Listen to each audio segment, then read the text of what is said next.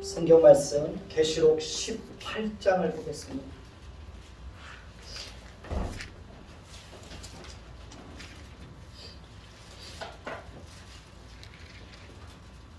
계시록 18장 1절부터 8절까지 보겠습니다.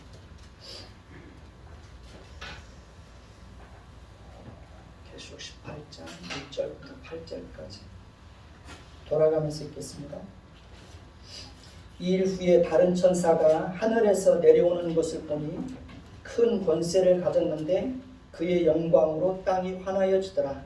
힘찬 음성으로 외쳐 이르되 무너졌도다 무너졌도다 큰 성 바벨론이여, 귀신의 처소와 각종 더러운 영이 모이는 곳과 각종 더럽고 가증한 새들이 모이는 곳이 되었도다. 그 음행의 진노의 포도주로 말미암아 만국이 무너졌으며 또 땅의 왕들이 그와 더불어 음행하였으며 땅의 상인들도 그 사치의 세력으로 치부하였도다 하더라. 또 내가 들으니 하늘로부터 다른 음성이 나서 이르되 내 백성아 거기서 나와 그의 죄에 참여하지 말고 그가 받을 재앙들을 받지 말라. 그의 죄는 하늘에 사무쳤으며 하나님은 그의 불의한 일을 기억하신지라. 그가 준 그대로 그에게 주고 그의 행위대로 각절을 갚아주고 그가 섞은 잔에도 각절이나 섞어 그에게 주라. 그가 얼마나 자기를 영화롭게 하였으며 사치하였든지 그만큼 고통과 애통으로 갚아주라. 그가 마음에 말하기를 나는 여왕으로 앉은 자요 과부가 아니라 결단코 애통함을 당하지 아니하리라 하니. 그러므로 하루 동안에 그 재앙들이 이르리니 곧 사망과 애통함과 흉년이라. 그가 또한 불에 살라지리니 그를 심판하시는 주 하나님은 강하신 자이십니다. 예, 아멘. 오늘도 만나서 반갑습니다. 계시록 17장에서는 하나님과 교회를 대적하고 하나님의 백성들을 핍박하고 불신앙 속에 빠져 있는 모든 정치 세력과 종교 세력에 대해서 철저하게 심판하실 것을 말씀하고 있습니다. 계시록 18장에서는 하나님과 교회를 대적하고 하나님의 백성들을 핍박하는 세상의 모든 경제 세력들에 대해서 무서운 진노의 심판이 임할 것을 말씀을 하고 있습니다. 그러니까 17장과 18장에서는 음녀 바벨론의 멸망과 심판에 대해서 다른 관점을 가지고 묘사를 하고 있습니다. 요한계시록은 같은 내용을 관점을 달리해서 점진적이고 반복적으로 기록하고 있습니다. 1절을 다시 보십시다. 1절을 보면 이 일 후에 다른 천사가 하늘에서 내려오는 것을 보니 무엇을 가졌습니까? 큰 권세를 가졌는데 그의 영광으로 땅이 어떻게 되더라고요? 환하여지더라고 말하고 있습니다. 여기서 이 일 후에라는 단어는 시간적 순서가 아니라 장면이 전환될 때 자주 쓰이는 그런 표현입니다. 2절을 보면 큰 권세를 가진 천사가 힘찬 음성으로 외쳐 이르기를 무너졌도다 무너졌도다 큰 성 바벨론이여, 귀신의 처소와 각종 더러운 영이 모이는 것과 각종 더럽고 가증한 새들이 모이는 곳이 되었다라고 말하고 있습니다. 사도 요한은 구약 성경에서 바벨론과 에돔의 멸망에 대한 예언의 말씀을 인용하면서 사람이 거주하지 않고 궁궐에 가시나무가 나고 엉겅퀴와 풀이 자라고 거미줄이 치고 오직 들짐승과 각종 새들이 모이는 곳을 오늘 말씀에서는 귀신의 처소와 각종 더러운 영이 모이는 곳과 각종 더럽고 가증한 새들이 모이는 곳이 되었다고 그렇게 말하고 있습니다. 유대인들에게 있어 새는 부정한 짐승에 속합니다. 이것은 로마 제국 역시 이스라엘을 대적했던 바벨론과 에돔과 아수르처럼 어떻게 될 것이라는 것을 말하고 있습니까? 처참하게 무너질 것이라는 것을 말하고 있습니다. 그러니까 하나님은 이러한 역사적 사실에 근거해서 하나님과 하나님의 백성들을 대적했던 자들에 대해서 철저하게 보복하실 것을 말씀을 하고 있습니다.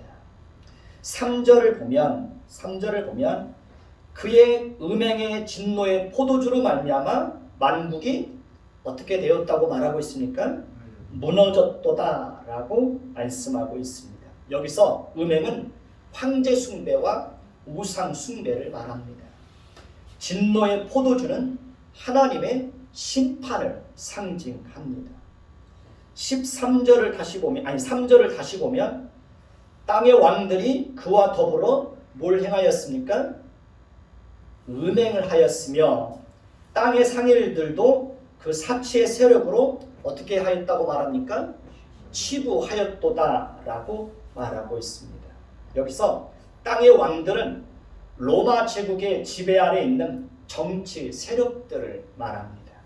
그들 또한 사단의 도구인 황제에게 속하여 황제의 보호를 받고 있었기 때문에 자신들의 생명과 안전을 위해서 당연히 황제 숭배와 각종 우상 숭배에 참여하게 되었던 것입니다.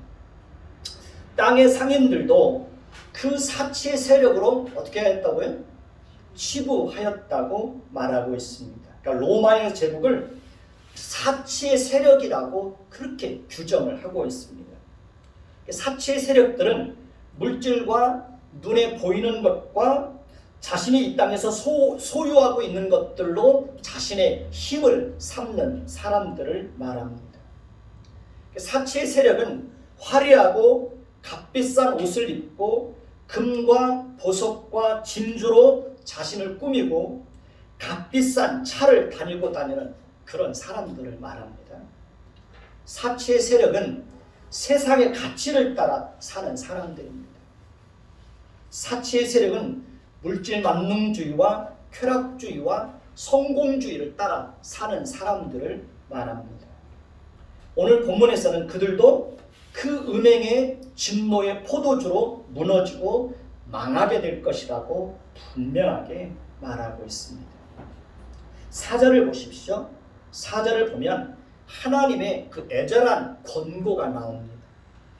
하나님께서 요한에게 들려주신 음성은 뭡니까? 내 백성아 거기서 나와 그의 죄에 참여하지 말고 그가 받을 재앙들을 받지 말라라고 말씀하고 있습니다. 이 말씀에서 나오라는 의미는 단호하고 시급하게 순종해야 할 것을 명령할 때 사용되는 표현입니다.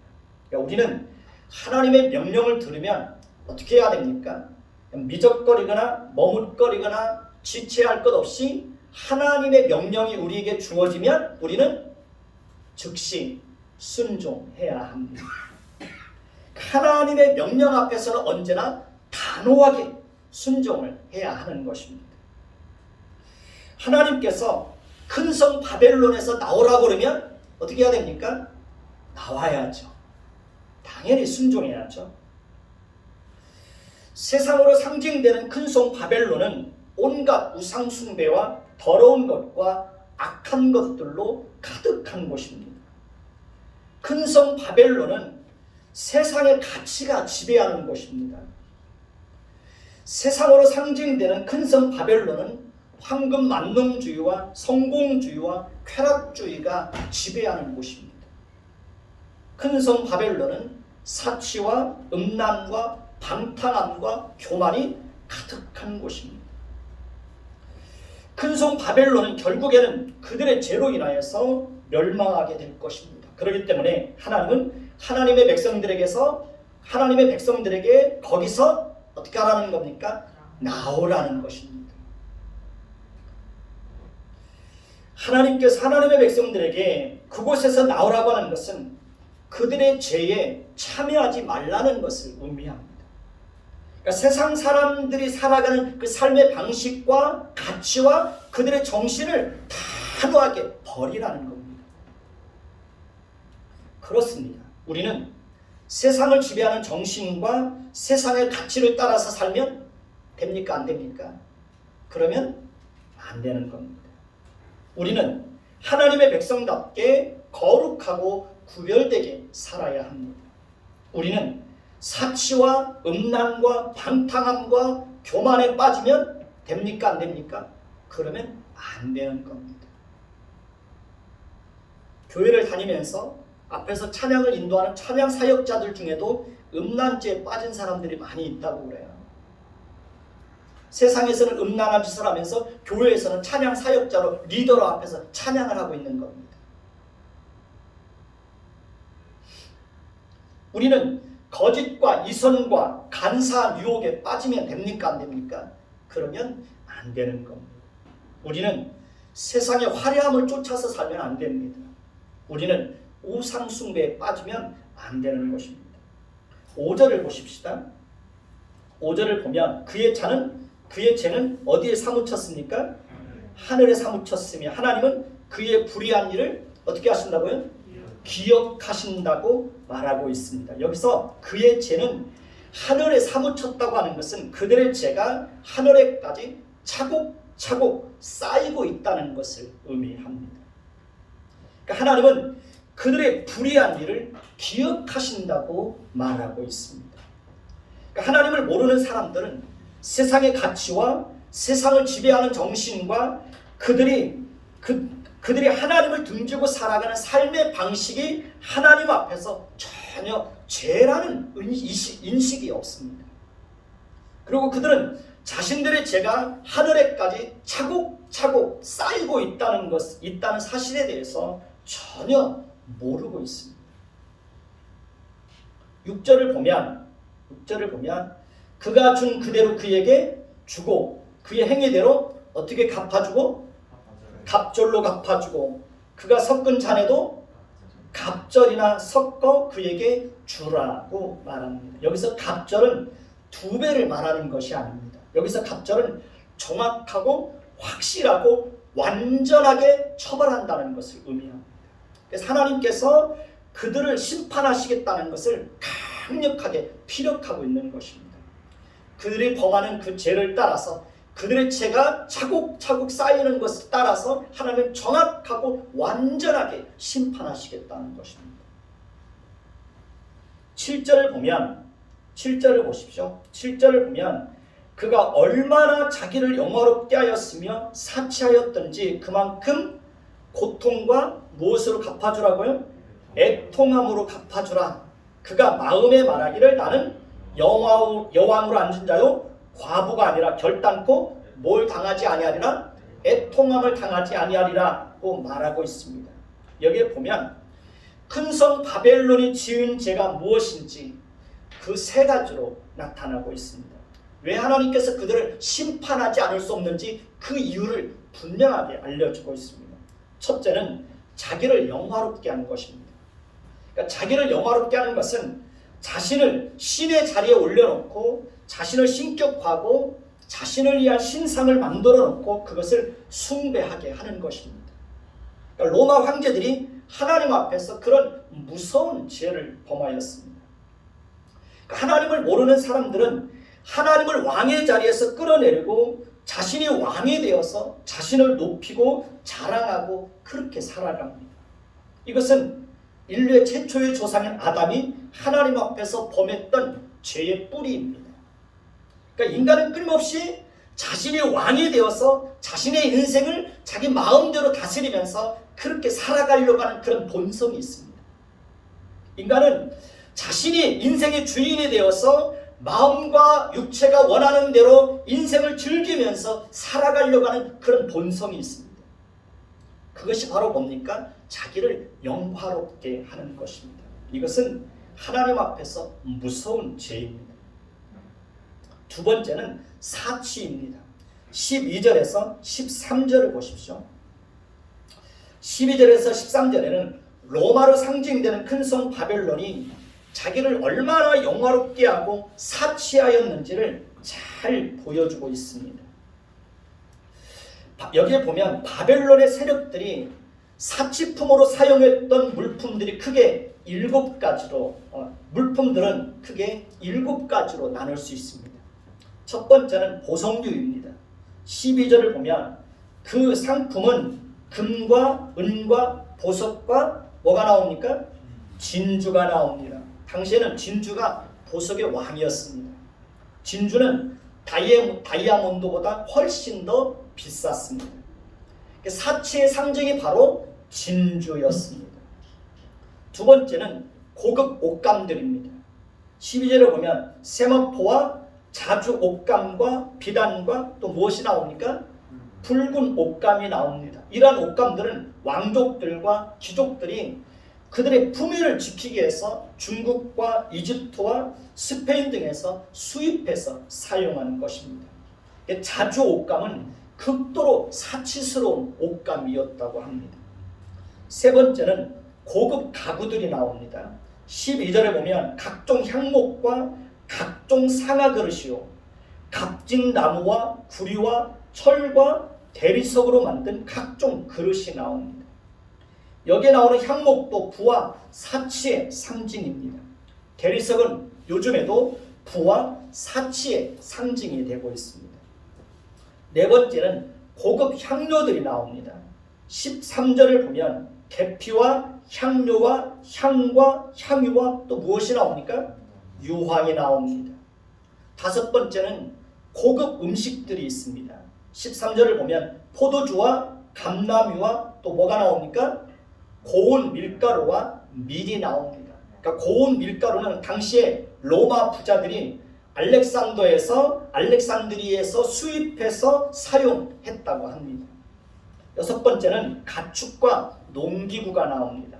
13절에 보면 소와 양과 말과 뭐가 나옵니까?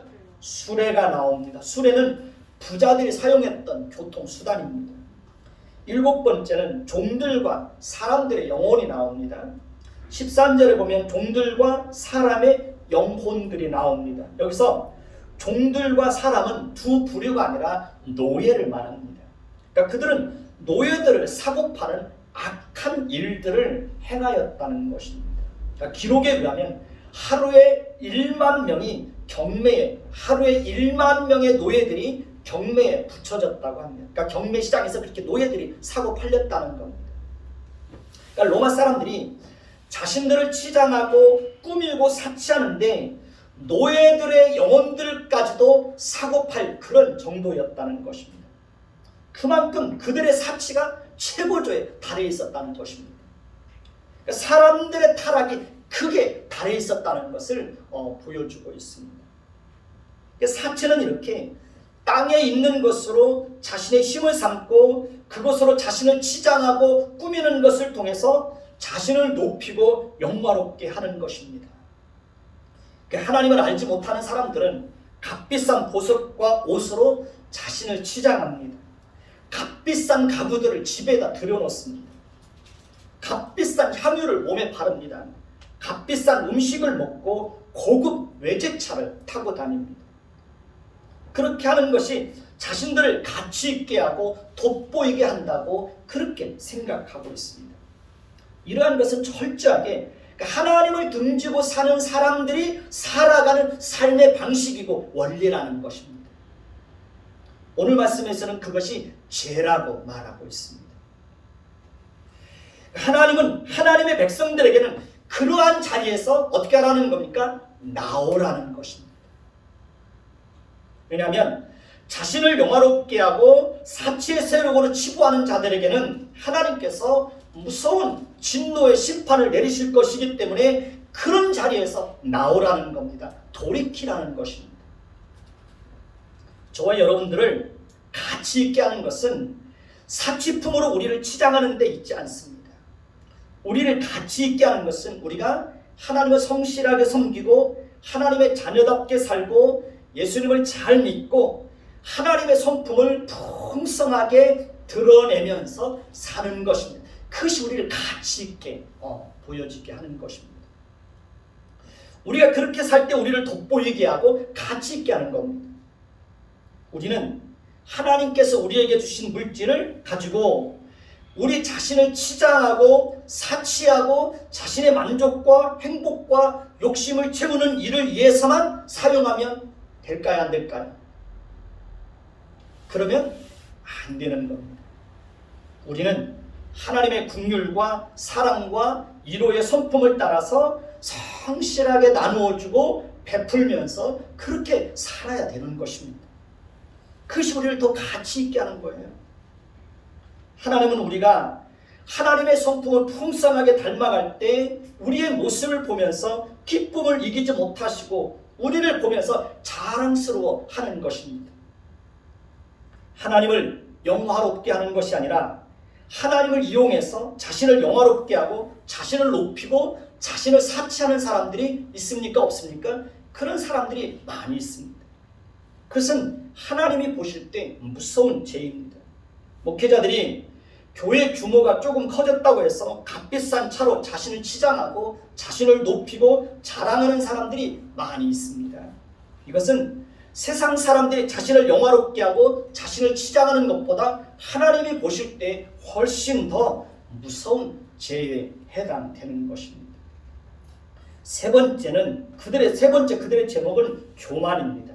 7절을 다시 보면 그가 마음에 이르기를 뭐라고 말합니까? 나는 여왕으로 앉은 자요 과부가 아니라 결단코 뭘 당하지 아니하리라 애통함을 당하지 아니하리라고 말하고 있습니다. 이들은 이렇게 교만을 떨고 있습니다. 그러니까 자신들은 절대로 과부가 되지 않을 것이며 결코 애통함을 당하지 않을 것이라고 호언장담하고 있습니다.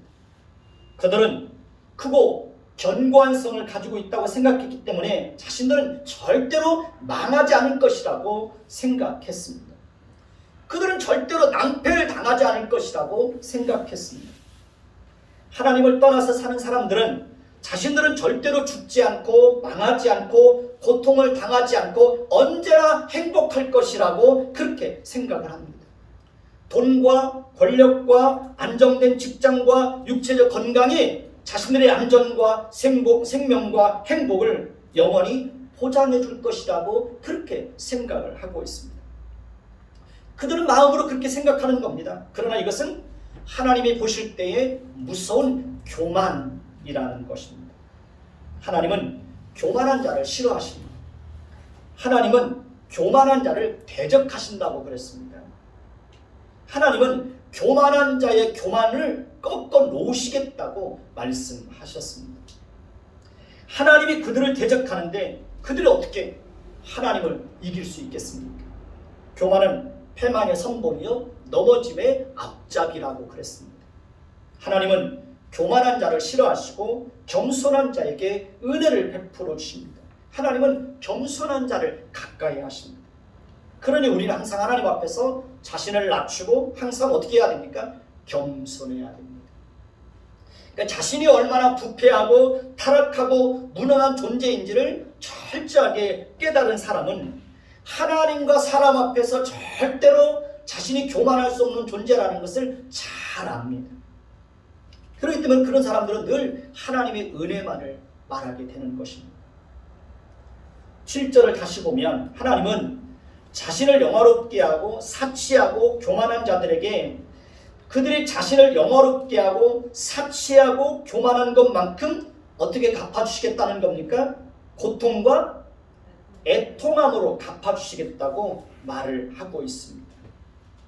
8절을 보면 그러므로 하루 동안에 그 재앙들이 이르리니 곧 사망과 애통함과 무엇입니까? 흉년이라. 그가 또한 뭐에 살라지리라? 불에 살라지리라. 그를 심판하시는 주 하나님은 어떤 분이십니까? 강하신 자이심이라고 말하고 있습니다. 그들은 결단코 애통을 당하지 않을 것이라고 말하지만 하루 동안의 재앙이 임하여 사망과 애통함과 흉년으로 그들을 치겠다고 말씀하고 있습니다. 그리고 그들이 사치했던 모든 것은 다 어떻게 될 거라는 거예요? 불에 살라지게 될 것이라고 말씀하고 있습니다. 불에 살라지리라고 하는 것은 바벨론이 파멸로 초토화될 것이라는 것을 강조하는 것입니다. 그러니까 큰성 바벨론이 이렇게 갑작스럽게 멸망하는 것은 그를 심판하실 주 하나님은 어떤 분이시기 때문에 그렇습니까? 강하신 분이시기 때문에 그렇습니다. 하나님은 만왕의 왕이요 만주의 주이십니다. 하나님은 크고 강하신 분이십니다. 그렇기 때문에 하나님은 모든 대적들을 얼마든지 철저하게 심판하실 수 있는 그런 능력이 하나님에게는 있습니까? 없습니까? 하나님에게 충분히 그럴 만한 능력이 있습니다. 여기서 하루 동안이라는 말은 하루라는 시간의 길이를 말하는 것이 아니라 하나님의 심판은 갑자기 도둑처럼 순식간에 들이닥친다는 것을 의미합니다. 그러니까 하나님의 심판은 어느 날 갑자기 도둑처럼 찾아오는 것입니다. 노아의 때도 그랬습니다. 소돔과 고모라 성이 멸망할 때도 어느 날 갑자기 하나님의 심판이 도둑처럼 그들에게 임한 것을 알 수 있습니다. 우리는 때로 하나님이 무관심하고 아무것도 하지 않는 것처럼 생각할 때가 있습니다. 그러나 그렇지 않습니다. 하나님은 그들의 죄악이 관영할 때까지 기다리고 있습니다. 그들은 자신들의 죄가 차곡차곡 쌓이고 있다는 사실을 모르고 살아가고 있습니다. 그렇기 때문에 그들은 더 교만하고 방자하게 행하는 것입니다. 우리는 하나님의 심판이 도둑같이 임한다는 사실을 알고 하루하루를 거룩하고 정직하게 살아야 합니다. 예수님의 재림의 때도 도둑같이 어느 날 갑자기 임하게 될 것입니다. 9절을 보십시오. 그와 함께 음행하고 사치하던 땅의 왕들이 그가 불타는 연기를 보고 어떻게 합니까? 울고 가슴을 치게 된다고 말하고 있습니다. 10절을 보면 로마 제국과 함께 음행하고 사치하던 땅의 왕들이 로마 제국이 불타는 연기를 보고 이하여 울고 가슴을 치며 그의 고통을 무서워하며 멀리 서서 말하기를 어떻게 말하게 될 거라고 말하고 있습니까? 화있도다 큰 성 견고한 성 바벨론이여 한 시간에 내 심판이 이르렀도다 라고 탄식하게 될 것이라고 말하고 있습니다. 땅의 왕들이 이렇게 울고 가슴을 치며 통곡하는 것은 그러니까 영원히 멸망하지 않을 것 같았던 큰 성 견고한 성 바벨론이 한순간에 무너지는 것을 보았기 때문에 그렇습니다. 그리고 자신들에게도 곧 그러한 재앙이 임할 것을 알고 있었기 때문에 그렇습니다. 우리가 사는 세상도 영원히 망하지 않을 것 같아도 우리가 사는 세상도 어느 순간에 멸망하고 없어질 죄악의 도성에 불과한 것입니다. 11절을 보면 땅의 상인들이 그를 위하여 어떻게 합니까?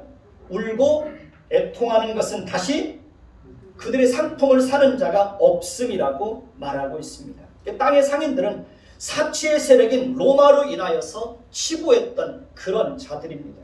그런데 그들이 로마가 불타서 멸망하는 것을 보면서 이제 자신들의 물품을 사는 자가 없게 된 것으로 인하여 그들도 어떻게 할 거라는 겁니까? 울고 애통하게 될 것이라고 말하고 있습니다. 그리고 로마의 멸망은 곧 자신들의 멸망을 가져오게 될 것이기 때문에 그들도 울고 애통하는 것입니다.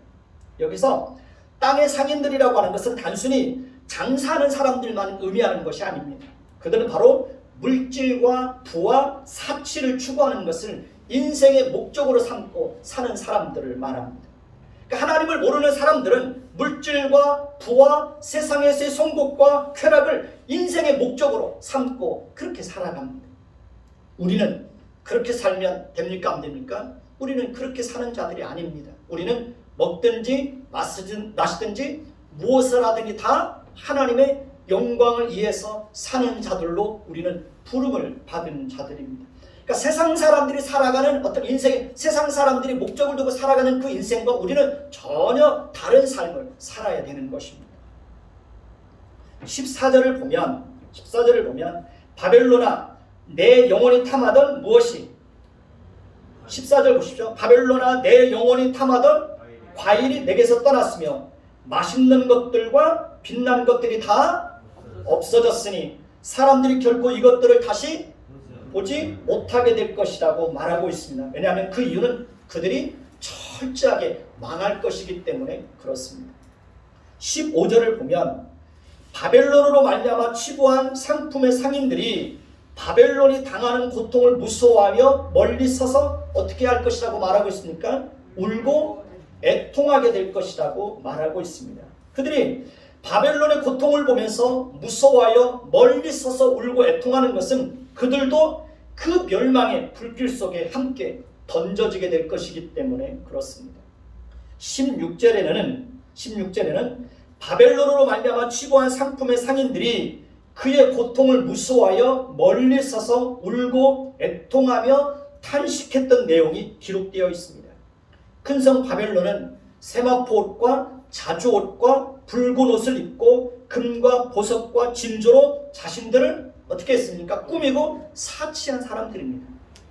그러나 하나님은 그들에게 철저한 심판을 내리실 것을 말씀하고 있습니다. 그러니까 하나님의 심판이 그들에게 임하게 될 때 그들의 부가 어떻게 되는 겁니까? 한순간에 다 망하는 것입니다. 그리고 바벨론이 순식간에 멸망당하는 것을 보면서 함께 부를 누렸던 자들이 자신들에게 임할 그 고통을 보면서 함께 울고 애통하고 통곡하게 될 것이라는 것을 분명하게 말을 하고 있습니다. 17절을 보면 모든 선장과 각처를 다니는 선객들과 선원들과 바다에서 일하는 자들이 멀리 서서 크고 견고한 성 바벨론이 불타는 연기를 보고 놀라서 외치는 것을 봅니다. 그들은 이 큰 성과 같은 성이 어디에 있느냐라고 하면서 놀라는 것을 봅니다. 그러니까 배를 부리는 자들은 바벨론 세력에 사치품을 실어 나르는 자들입니다. 그러니까 선장들과 선객들과 선원들과 바다에서 일하는 자들도 바벨론의 부가 일시간에 망하는 것을 보면서 멀리 서서 탄식하는 겁니다. 그들은 19절에 기록된 대로 티끌을 자기의 머리에 뿌리고 울고 애통하여 큰 소리로 외쳐 말하기를 화이또다 화이또다 이 큰 성이여 바다에서 배부리는 모든 자들이 너의 보배로운 상품으로 인하여 치부하였더니 어떻게 되었다는 겁니까? 한 시간에 망하였다는 것입니다. 그들은 로마의 멸망이 곧 자신들에게도 멸망을 가져오게 될 것이라는 것을 알았기 때문에 그들도 울고 애통하는 것입니다. 심판은 언제나 이렇게 도적같이 찾아오게 되는 것입니다. 세상의 부귀와 영화는 이렇게 순식간에 망하는 것입니다. 사치의 세력도 어떻게 됩니까?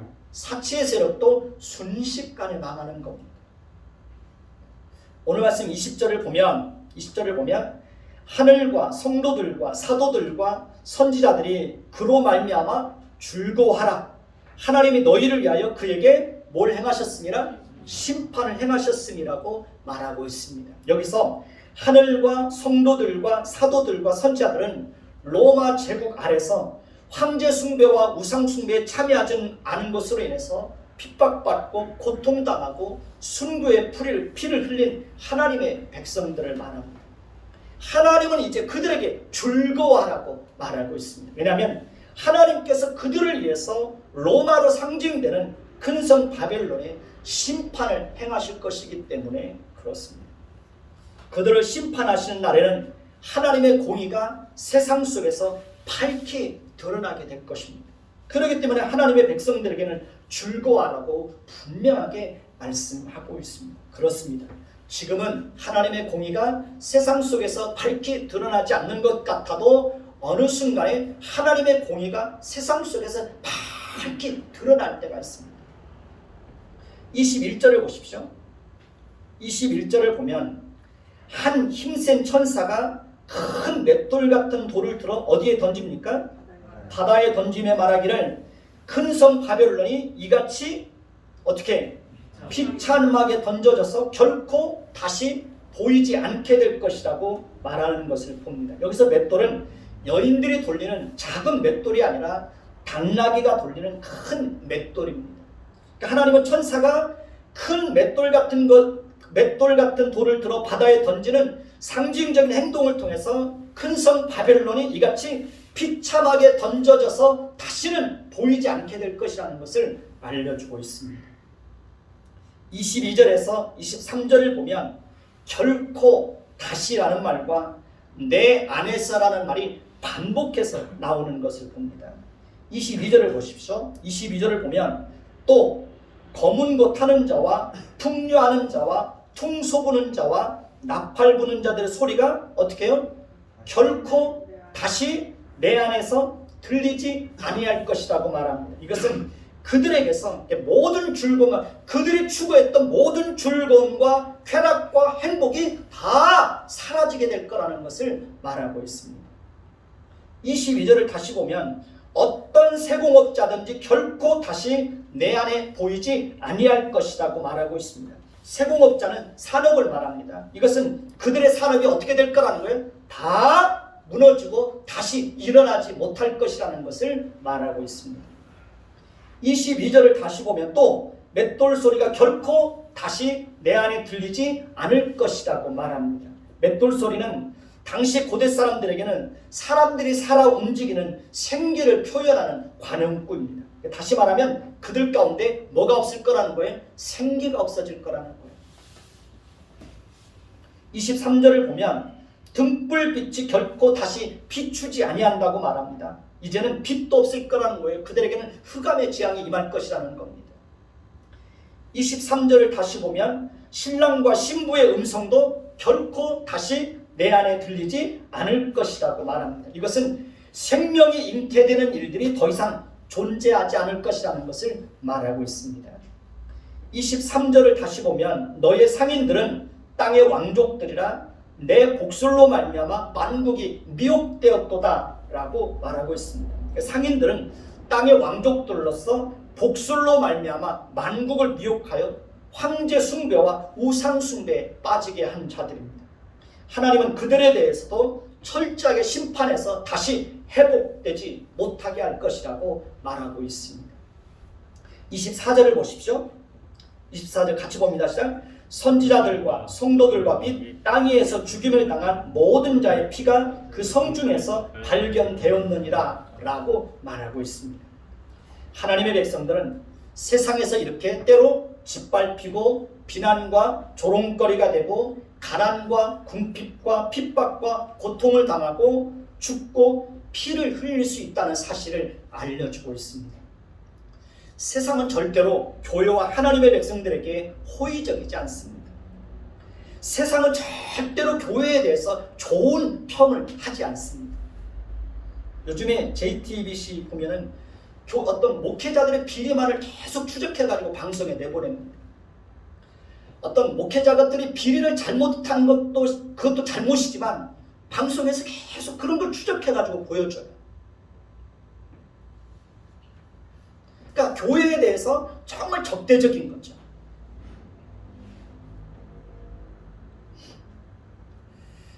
그러니까 우리는 세상과는 모든 면에서 반대로 살아야 하는 사람들입니다.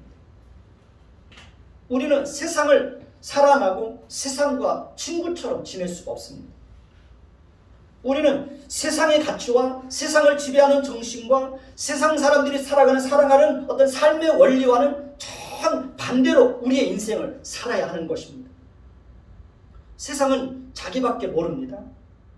세상은 오직 자신의 이익과 행복과 자신의 욕심과 자신의 만족만을 위해서 그렇게 살아갑니다. 그러나 우리는 그렇게 살 수 없는 겁니다. 자신을 희생해서 다른 사람의 유익이 되고 다른 사람에게 복이 되도록 우리는 인생을 그렇게 살아야 하는 것입니다. 우리는 다른 사람의 유익을 위해서 기꺼이 나를 희생하고 내가 손해볼 수 있어야 되는 것입니다. 세상 사람들은 절대로 손해보지 않습니다. 우리가 세상 사람들이 살아가는 삶의 원리를 따라서 동일하게 살면 우리의 삶 속에 갈등이 있을까요? 없을까요? 갈등이 있을 수 없습니다. 뭐 고통도 없죠.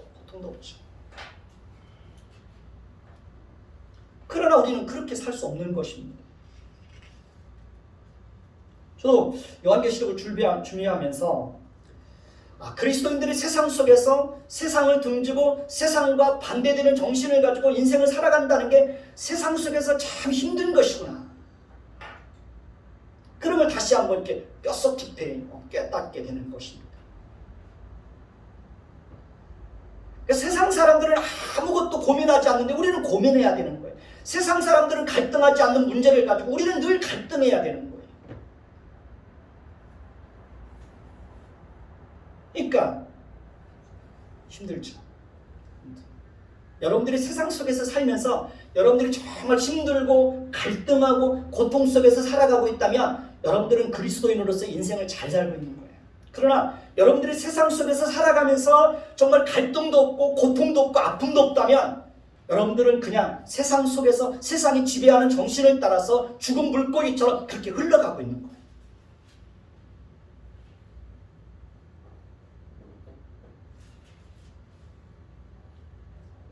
마음이 아파요.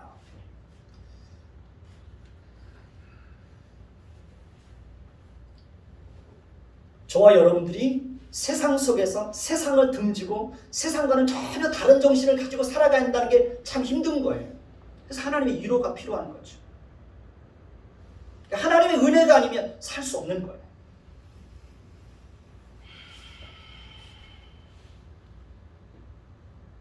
저도 자녀들을 키우면서 자녀들에게 세상과는 다른 모습으로 다른 정신을 가지고 자녀들에게 살아가야 된다고 자녀들에게 말할 때마다 마음이 아파요.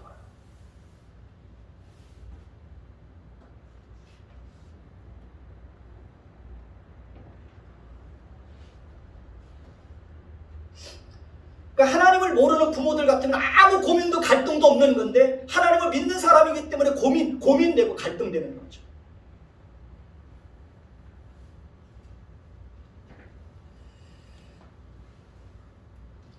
하나님께서 우리를 세상 속에서 불러내신 것은 세상과는 다르게 살게 하시기 위해서 우리를 세상 속에서 불러내신 거기서 나오라는 거예요. 그들이 살아가는 삶의 방식과 그들의 죄에서 떠나서 하나님이 원하는 세상과는 다른 모습으로 살아가라는 거예요. 왜냐하면 세상은 언젠가는 그들이 하나님 앞에서 그들이 차곡차곡 쌓는 죄로 그들은 결국은 하나님의 심판을 받고 멸망할 것이기 때문에 너희는 그 자리에서 나오라는 거예요.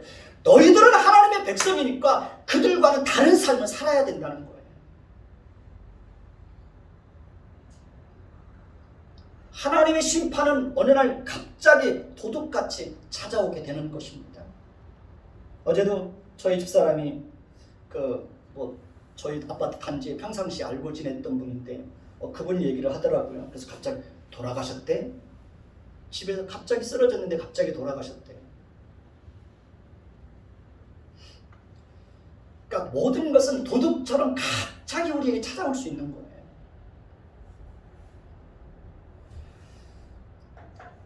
하나님을 등지고 살았던 모든 세상에 속한 자들은 하나님의 심판이 도둑같이 임할 때 울며 애통하게 될 겁니다.